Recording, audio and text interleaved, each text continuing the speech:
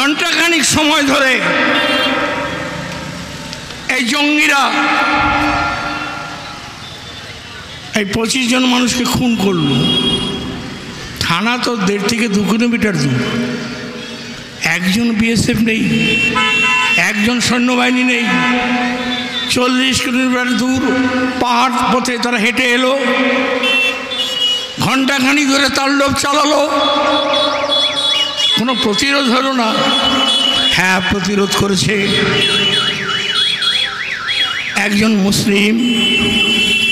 ঘোড়ায় যাদের নিয়ে চড়ে বেড়ায়, একজন মুসলিম বুক দিয়ে রক্ষা করার চেষ্টা করেছে, তাকেও প্রাণ দিতে হলো কাফের বলে। সন্ত্রাসবাদের কোনো জাত নেই।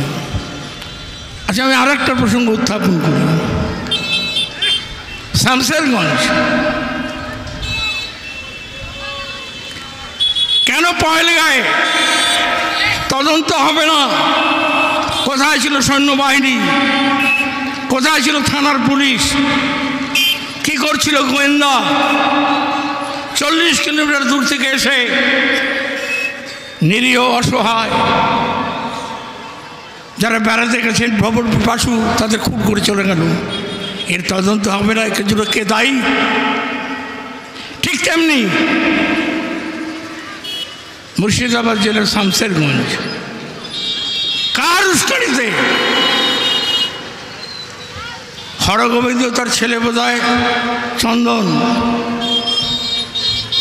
মুসলিম হিন্দু গ্রাম, ঘণ্টা 4 ধরে তাণ্ডব।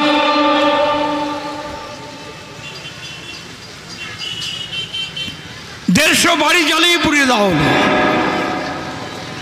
একটা বিশেষ সম্প্রদায়, প্রধানত হিন্দু সম্প্রদায়, বলতে পারেন তৃণমূল কংগ্রেস জবাব চাইব না, বিচার বিভাগীয় তদন্ত চাইব না।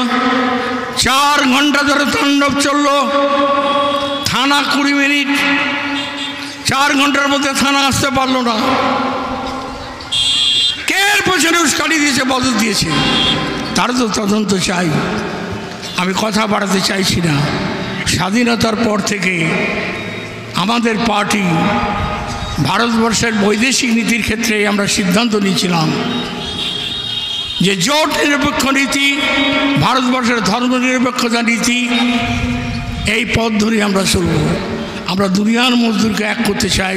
হিন্দু, মুসলমান, খ্রিস্টান, জৈন, যারা শোষিত মানুষ তারা এক হও, আর শোষকদের বিরুদ্ধে ঐক্যবদ্ধ লড়াই চাই। সিপিআইএম লাল ঝান্ডা এই আন্দোলন সংগ্রামী চালিয়ে যাবে। আমি কথা দীর্ঘায়িত করতে চাইছি না। তৃণমূলকে হটাতে হবে চোর আর বিভাজন, ধর্মের নামে বিভাজন, হিন্দু মুসলমানের দাঙ্গা বাঁধতে চেয়েছে বিজেপি। এই উভয় শক্তিকে পরাস্ত করতে হবে। হিন্দু মুসলমান যারা ধর্মনিরপেক্ষ, যারা দেশপ্রেমিক মানুষ, তাদের ঐক্যবদ্ধ হতে হবে। এই কটি কথা বলে সবাইকে শ্রদ্ধা প্রণাম জানিয়ে, আমার সালাম জানিয়ে আমার বক্তব্য শেষ করছি। মিছিলে সবাই হাঁটবেন।